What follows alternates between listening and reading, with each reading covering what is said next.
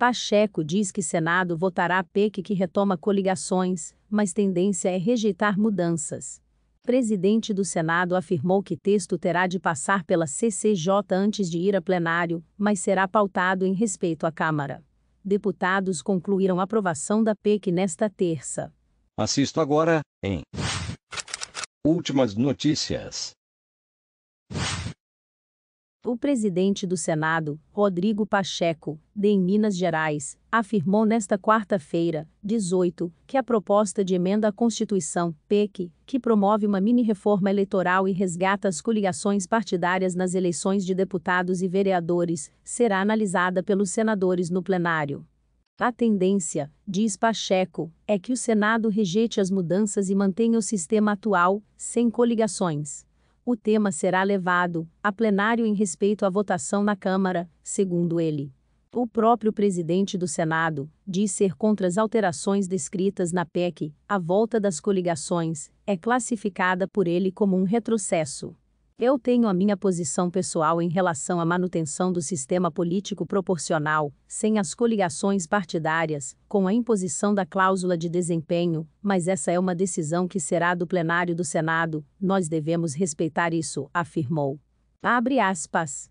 Há uma tendência de manutenção do sistema atual, mas isso é do processo legislativo, esse amadurecimento, ser submetido à CCJ.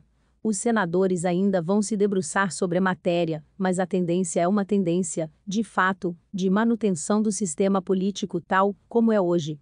Fecha aspas. Declarou Pacheco. A Câmara dos Deputados concluiu a votação da PEC nesta terça, 17, já em segundo turno.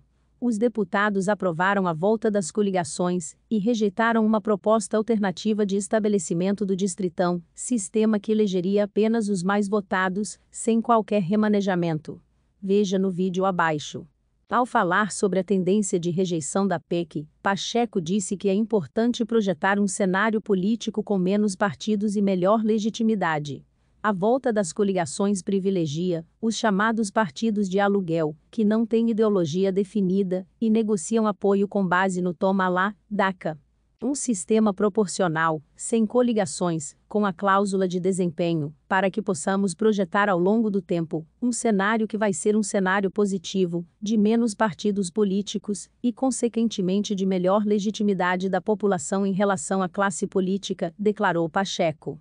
Para valer em 2022, a volta das coligações precisa ser aprovada pelo Senado e promulgada pelo Congresso até outubro, ou seja, um ano antes das próximas eleições.